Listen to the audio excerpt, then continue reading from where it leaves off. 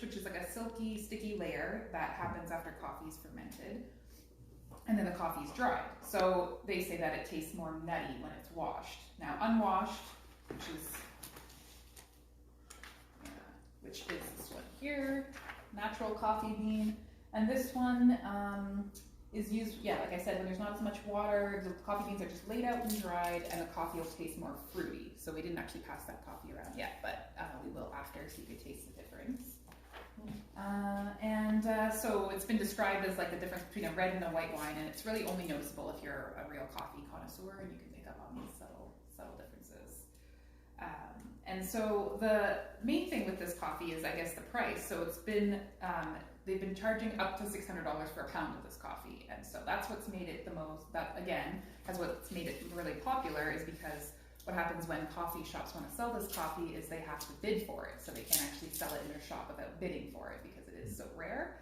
And the reason for that is because only a certain amount is grown, because it's grown in this high mountaintop, and based on the climate, the conditions yearly, they can only grow so much of it per year.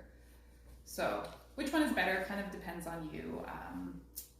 They say obviously the washed is better because it does take a bit more time, and it does separate the coffee bean from the fruit, the cherry bean itself.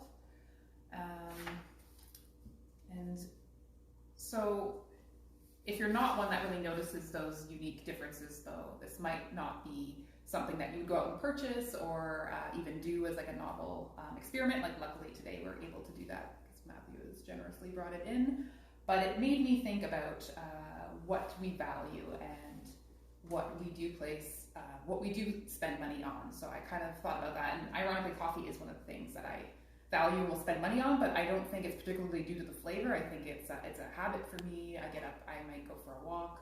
I enjoy having coffee. I enjoy it as like the idea that it's going to wake me up, it's going to make me more productive. So the idea that provides some value, but I generally go to different coffee shops for coffee. I like meeting friends for coffee, so there's a bit of a ritual involved there. So there might be some social aspects that we don't always consider. And so that's where I get the value from coffee. It's not particularly how it's grown or how it tastes even. I think it's more from the experience itself and the little social rituals that have come along with it. And so it really, depends on, I guess, where your interests lie. And maybe you'll enjoy this coffee and decide to spend the money on it, or maybe you'll try it once and this will be the only time you ever try it, never again.